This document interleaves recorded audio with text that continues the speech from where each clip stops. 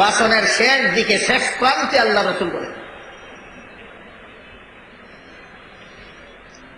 ফালইউবাল্লিগিশ শাহিদু মিনকুমুল গায়ব। আমি যাদেরকে পাইলাম তাদের কাছে আল্লাহর কথার তাবলীগ আমি করলাম, আমি যাদেরকে পাইলাম না তাদের কাছে তাবলীগ করার দায়িত্ব তোমাদের হাতে অর্পণ করলাম। ইয়া আইয়ুহার রাসূল বাল্লিগ মা উনজিলা ইলাইকা বলে আল্লাহ রাসূলের কাছে তাবলীগের যে দায়িত্ব অর্পণ করেছিলেন, ঐতিহাসিক বিদায় হজের ভাষণে রাসূল সেই দায়িত্ব পালন সম্পন্ন করার ঘোষণা দিলেন। আল্লাহ তার সমর্থন দিলেন, সাহাবায়ে কেরাম সাক্ষী দিলেন। তারপর রাসূল দুনিয়া থেকে বিদায় হওয়ার পর কিয়ামত পর্যন্ত এই দ্বীনের তাবলীগের দায়িত্ব কে পালন করবে? আল্লাহর রাসূল পরিষ্কারভাবে সমাধান দিয়ে বলেন, ফালইউবাল্লিগিশ শাহিদু মিনকুমুল গায়ব। আমি যাদেরকে পাইলাম তাদের কাছে তাবলীগ আমি করলাম, যাদেরকে আমি পাইলাম না তাদের কাছে তাবলীগ করার দায়িত্ব তোমাদের হাতে অর্পণ করলাম। বলুন, বিদায় হজের ভাষণে আল্লাহ রাসূল কিয়ামত পর্যন্ত আল্লাহর বান্দাদের কাছে আল্লাহর দ্বীনের তাবলীগ করার দায়িত্ব উম্মতের হাতে অর্পণ করেছেন কিনা? এবার বলেন, আপনাদের নবীর আবির্ভাবের আগে দ্বীনের তাবলীগের দায়িত্ব কাদের হাতে অর্পিত ছিল? নবীদের হাতে। আপনাদের নবীর আবির্ভাবের পর থেকে কিয়ামত পর্যন্ত দ্বীনের তাবলীগের দায়িত্ব কোন কোন নবীর হাতে অর্পিত হলো? কোন নবীর হাতে না, একমাত্র শেষ নবীর উম্মতের হাতে। এই জন্য আল্লাহ পাক রব্বুল আলামিন বলেন, কুনতুম খায়রা উম্মাহ, তোমরা সর্বশ্রেষ্ঠ উম্মত, সকল নবীর উম্মতের উপর তোমাদের মর্যাদা সর্বশ্রেষ্ঠ। আমরা শ্রেষ্ঠ নবীর শ্রেষ্ঠ। পরিষ্কার হইল কিনা আমরা কোন কারণে শ্রেষ্ঠ উম্মত? কোন কারণে? দাওয়াত ও তাবলীগের কারণে শ্রেষ্ঠ উম্মত। এই দাওয়াত ও তাবলীগের কাজটা পারিবারিক, জাতীয় না আন্তর্জাতিক? আন্তর্জাতিক। আপনাদের নবী ছিলেন আন্তর্জাতিক নবী। এই নবীর দাওয়াতের পরিধি ছিল আন্তর্জাতিক পর্যায়ে। এই নবী দুনিয়ার থেকে বিদায়ের কয়েক মাস আগে উম্মতের হাতে আন্তর্জাতিক পর্যায়ে দাওয়াত ও তাবলীগের দায়িত্ব অর্পণ করেছেন। বলুন, আপনারা কোন পর্যায়ে দাওয়াত ও তাবলীগের দায়িত্ব প্রাপ্ত? আন্তর্জাতিক পর্যায়ে। এর অর্থ একথা নয় যে জাতীয় পর্যায়ে দাওয়াত ও তাবলীগ চলবে না। এর অর্থ এ নয় যে পারিবারিক পর্যায়ে দাওয়াত ও তাবলীগ চলবে না, বরং পারিবারিক পর্যায় থেকে দাওয়াত ও তাবলীগের কাজ শুরু হবে। সর্বপ্রথম আপনার বিবিকে আপনি আল্লাহর পথে দাওয়াত দিতে হবে। সর্বপ্রথম আপনার বাচ্চাকে আপনি আল্লাহর পথে দাওয়াত দিতে হবে। এই দাওয়াত ও তাবলীগটা কোন পর্যায়ে শুরু হইল? পারিবারিক। তারপর সমাজের মানুষকে বলতে হবে, তারপর নিজের দেশের মানুষকে আল্লাহর দ্বীনের দাওয়াত দিতে হবে। এটা কোন পর্যায়ে গেল? জাতীয় পর্যায়ে। তারপরে সারা বিশ্বের মানুষকে আল্লাহর পথের দাওয়াত দিতে হবে, আল্লাহর কথার তাবলীগ করতে হবে। সেটা কোন পর্যায়ে গেল? আন্তর্জাতিক পর্যায়ে। আন্তর্জাতিক পর্যায়ে, বর্তমান বিশ্বে আন্তর্জাতিক পর্যায়ে দাওয়াত ও তাবলীগের যে ব্যবস্থা, সুশৃঙ্খল ব্যবস্থা করে গেছেন, তিনি হলেন দারুল উলুম দেওবন্দের কৃতি সন্তান হযরত আল্লামা ইলিয়াস রাহমাতুল্লাহি আলাইহি। বলুন, আন্তর্জাতিক পর্যায়ে সুশৃঙ্খল ভাবে দাওয়াত ও তাবলীগের ব্যবস্থা করে গেছেন কে? ইলিয়াস রাহমাতুল্লাহি আলাইহি। হযরত ইলিয়াস রাহমাতুল্লাহি আলাইহি কোন প্রতিষ্ঠানের হাতে গড়া সন্তান? উপমহাদেশের সমস্ত কওমি মাদ্রাসার প্রথম মাদ্রাসা, উপমহাদেশের সমস্ত কওমি মাদ্রাসার মডেল দারুল উলুম দেওবন্দ মাদ্রাসার কৃতি সন্তান হযরত আল্লামা ইলিয়াস রাহমাতুল্লাহি আলাইহি আধুনিক বিশ্বের দাওয়াত ও তাবলীগ নিয়ম শৃঙ্খলা মতো একই নিয়মে একই শৃঙ্খলাবদ্ধভাবে সারা বিশ্বের দাওয়াত ও তাবলীগের সিস্টেম প্রবর্তন করে গেছেন, পদ্ধতি চালু করে গেছেন। এই কারণে বিষয়টা অনেকের বুঝতে একটু কঠিন হয়। বলে শুধু কঠিন হয় না, বরং না বোঝার কারণে উল্টা পাল্টা কথা বলে। বলে কি? বলে আমরা ইসলামী তাবলীগ মানি, ইলিয়াসী তাবলীগ মানি না। কি তবলিগ মানে? ইসলামী তবলিগ মানে। কি তবলিগ মানে না, ইলিয়াসি তবলিগ মানে। এই ব্যাপার নিয়ে আমার সাথে অনেক সময় তাদের বিতর্ক হয়, অনেক সময় বিতর্ক হয়, আনুষ্ঠানিকভাবে অনানুষ্ঠানিকভাবে। এক বিতর্ক অনুষ্ঠানে তারা আমাকে প্রশ্ন করে বসল, ছয় উসুলের তবলিগ যদি কেউ মানে না তাহলে তাকে আপনি কি বলবেন? আমাকে প্রশ্ন করলো, ছয় উসুলের তবলিগ যদি কেউ মানে না তাহলে তাকে আপনি কি বলবেন? আমি যদি বলি সে ঠিক আছে, তাহলে বলবে ঠিক আছে, এই ছয় উসুলি তবলিগ আমরা করি না, আমরা ঠিক আছি। আর আমি যদি জবাবে বলি ছয় উসুলি তবলিগ যারা করে না তারা ভুল পথে আছে, তাহলে বলবে ইলিয়াসের আগে যারা তবলিগ করেছিল তারা কি ভুল পথে ছিল? আহাদুল আমরা ইল্লাযিম যাকে বলে। আমার জন্য উভয় সংকট সৃষ্টি করার নীল নকশা নিয়ে এই প্রশ্ন বিতর্ক অনুষ্ঠানে আমাকে করেছিল, ছয় উসুলি তবলিগ যারা মানে না তাদের সম্পর্কে আপনার মতামত কি? আমি বললাম, ছয় উসুলের প্রথম নম্বর উসুল কালেমা। কোন কালেমা? লা ইলাহা ইল্লাল্লাহু ইলিয়াস রাসূলুল্লাহ না মুহাম্মাদুর রাসূলুল্লাহ? 2 নম্বর উসুল কি? 3 বেলার নামাজ না 5 বেলার নামাজ? 3 নম্বর উসুল কি? ইলম ও জিকির, শরীয়তের ইলম শিখা আর আল্লাহর জিকির করা। 4 নম্বর উসুল কি? ইকরামুল মুসলিমিন, এক মুসলমান আরেক মুসলমানকে যথাযথ মর্যাদা দেওয়া। 6 নম্বর উসুল কি? 5 নম্বর সহিহ নিয়ত, ভালো কাজ ভালো নিয়তে করা। 6 নম্বর উসুল কি? দাওয়াত তাবলীগ, আল্লাহর দ্বীনের কাজে, আল্লাহর দ্বীনের দাওয়াতের কাজে, আল্লাহর দ্বীনের তাবলীগের জন্য সময় লাগানো। আমাকে যখন প্রশ্ন করলো এই 6 উসুলি তাবলীগ যদি কেউ মানে না তাহলে তার ব্যাপারে আপনি আপনার কি মতামত পেশ করবেন? আমি বললাম 6 উসুল বলতে হবে না, শুধু পয়লা নম্বর উসুলটাই ধরো। শুধু পয়লা নম্বর উসুলটা কি? কালেমা লা ইলাহা ইল্লাল্লাহু মুহাম্মাদুর রাসূলুল্লাহ। মাত্র 6টার একটা। 6টা না মানলে কি হবে তুমি পরে বলবা, আগে বলো 6টার একটা। প্রথমটা যদি মানে না তাহলে তার ব্যাপারে বাহাস অনুষ্ঠানের মাধ্যমে ফয়সালা করতে হবে না। সারা দুনিয়ার সমস্ত মুসলমানে জানে 6 উসুলের প্রথম উসুল কালেমা। যে মানে না সে মুসলমান থাকতে পারে না।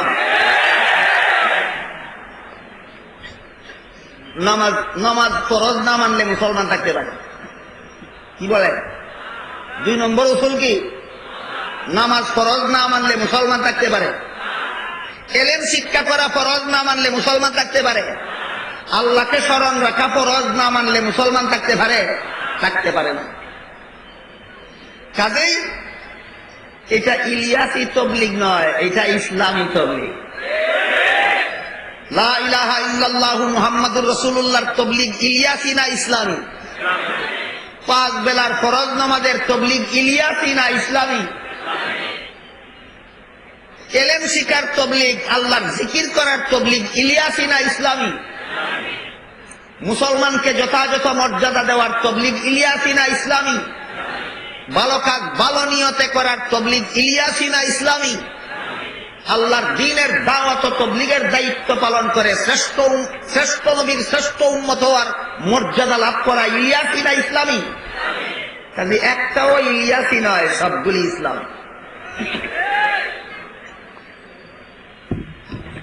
তাহলে তিনি চালু করলেন কিভাবে?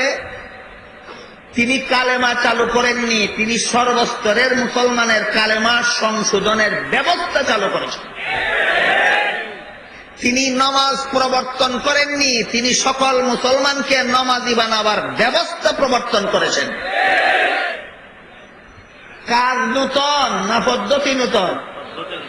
পদ্ধতি। এই পার্থক্যটা বোঝার দরকার, না হলে যারা তবলিগের নিন্দাবাদ করে, তারা যে সমস্ত গুজব রটায় তবলিগের বিরুদ্ধে, ওই গুজব যে অবান্তর অসারটা বুঝতে পারবেন না। ইলিয়াস রহমতুল্লাহি আলাইহি এই 6 উসুলের মাধ্যমে একটা নূতন কাজও প্রবর্তন করেননি, সবগুলি মুহাম্মাদুর রাসূলুল্লাহর প্রবর্তিত। কলেমা মুহাম্মাদুর রাসূলুল্লাহ প্রবর্তন করেছেন, ইলিয়াস নয়। 5 বেলার নামাজ মুহাম্মাদুর রাসূলুল্লাহ প্রবর্তন করেছেন, ইলিয়াস নয়। এরপর এলেম শিক্ষা করার নিয়ম মুহাম্মদুর রাসূলুল্লাহ প্রবর্তন করেছেন, ইলিয়াস নয়। আল্লাহর জিকির করার কথা মুহাম্মদুর রাসূলুল্লাহর প্রবর্তিত, ইলিয়াস নয়। মুসলমানকে মর্যাদা দেওয়ার কথা মুহাম্মদুর রাসূলুল্লাহ বলেছেন, ইলিয়াস নয়। সহিহ ভালো কাজ সহিহ নিয়তে করার কথা মুহাম্মদুর রাসূলুল্লাহ বলেছেন, ইলিয়াস নয়। আল্লাহর দ্বীনের কাজে সময় লাগানোর কথা মুহাম্মদুর রাসূলুল্লাহ বলেছেন, ইলিয়াস নয়। সুতরাং কাজগুলি নতুন না পুরাতন? তাইলে ইলিয়াস কি করলেন?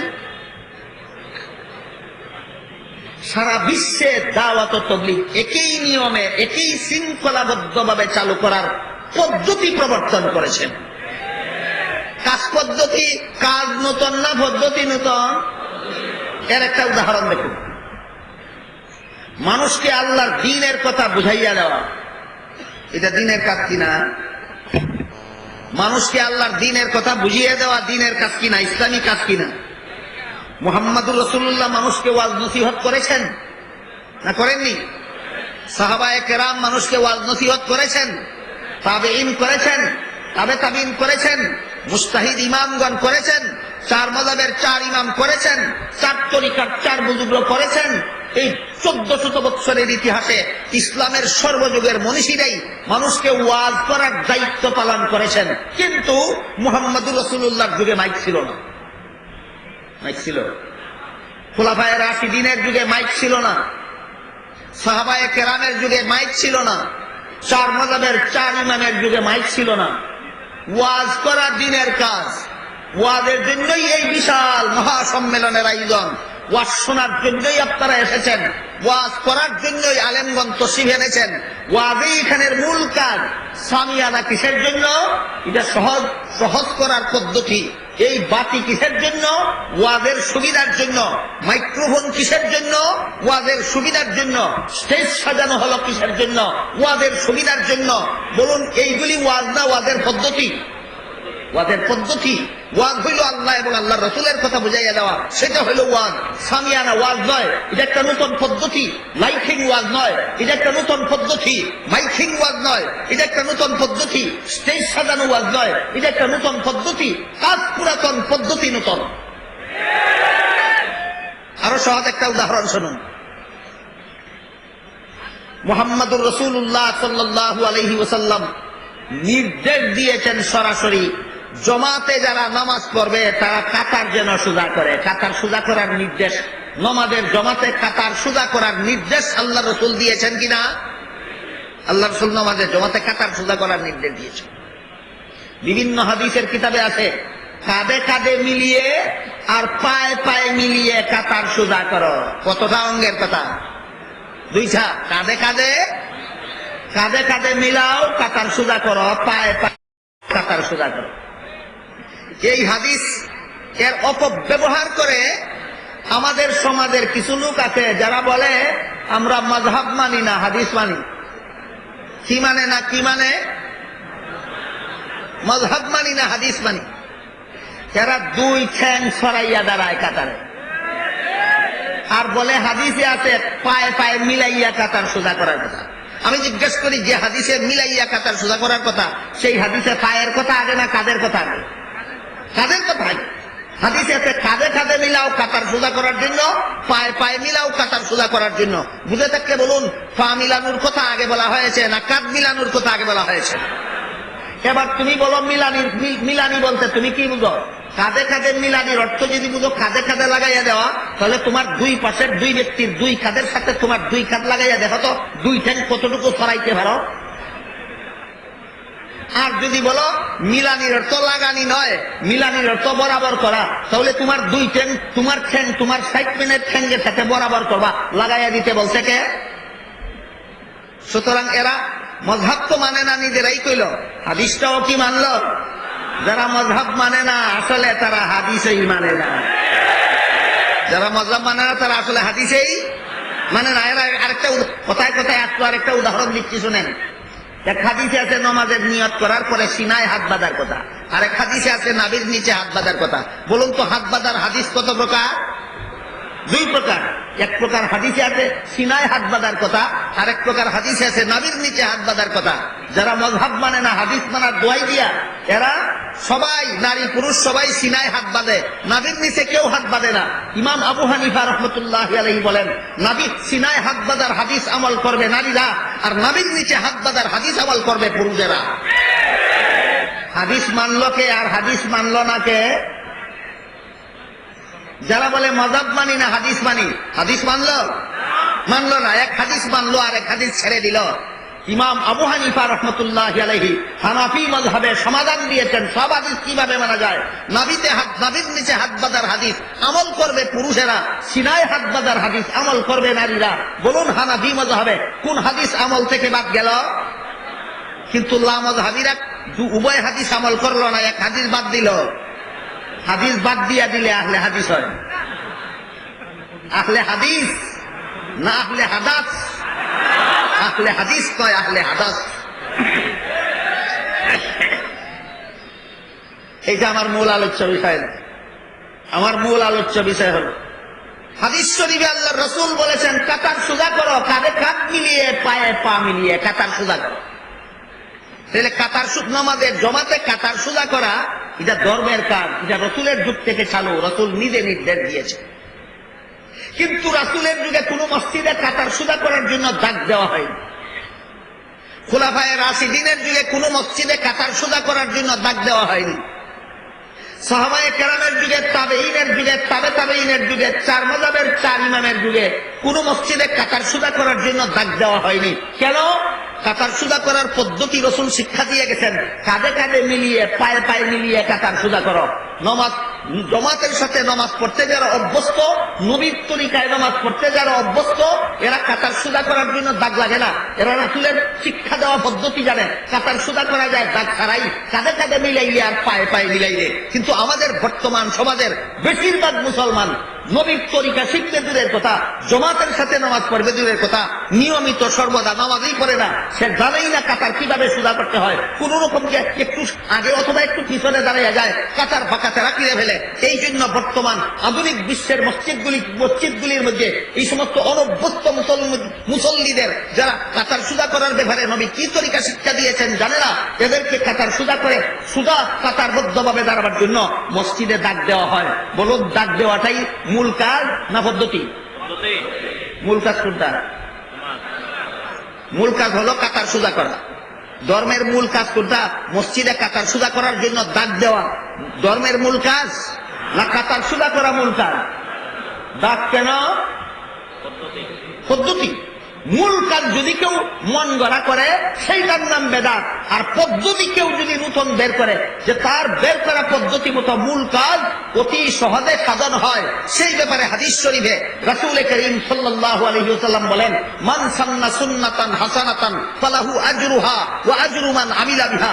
আমার ধর্মের দলিল দ্বারা প্রমাণিত মূল কাজগুলি চালু করার জন্য নতুন পদ্ধতি যারা উদ্ভাবন করবে, তাদের উদ্ভাবিত পদ্ধতিতে যত লোক এই মূল কাজটা করবে সর্বলোকে পাবে যে পরিমাণ সওয়াব। যেই ব্যক্তি উদ্ভাবন করলো নয়া পদ্ধতিটা, ওই লোকে একা পাবে সেই পরিমাণ সওয়াব। এবার বলুন, মুহাম্মদুর রাসূলুল্লাহ ওয়াজ করেছেন কিনা? মাইকে না মাইক ছাড়া? খুলাফায়ে রাশিদিন ওয়াজ করেছেন কিনা? মাইকে না মাইক ছাড়া? সাহাবায়ে কেরাম ওয়াজ করেছিলেন কিনা? মাইকে না মাইক ছাড়া? তাবেঈন, তাবেঈন, চার মাযহাবের চার ইমাম, চার তরিকার চার বুজুর্গ ওয়াজ নসিহত জাতিকে করেছেন কিনা? মাইক যুগে না মাইক ছাড়া? মাইক ছাড়া। এখন কেন মাইক ফিট করা হইল? এই প্রশ্নের যেই জবাব মুহাম্মদুর রাসূলুল্লাহর যুগে কলেমা ছিল, মুহাম্মদুর রাসূলুল্লাহর যুগে নামাজ ছিল, মুহাম্মদুর রাসূলুল্লাহর যুগে ইলম ছিল, জিকির ছিল, মুহাম্মদুর রাসূলুল্লাহর যুগে ইকরামুল মুসলিমিন ছিল, মুহাম্মদুর রাসূলুল্লাহর যুগে সহিহ নিয়তের কথা ছিল, মুহাম্মদুর রাসূলুল্লাহর যুগে নফর ফি সাবিলিল্লাহর কথা ছিল। কিন্তু এই ইলিয়াসী পদ্ধতি ছিল না। কেন ইলিয়াসী পদ্ধতি বাইর হইল? ওই প্রশ্নেরও সেই জবাব। আমার কথা বুঝে থাকলে বলুন, হযরত ইলিয়াস রাহমাতুল্লাহি আলাইহি ধর্মের নামে নতুন কোন কথা উদ্ভাবন করেছেন না ধর্মের পুরাণ কথা চালু করার জন্য নতুন পদ্ধতি উদ্ভাবন করেছেন? কাজ নতুন না পদ্ধতি নতুন? কাজ নতর নয় পদ্ধতি নতুন।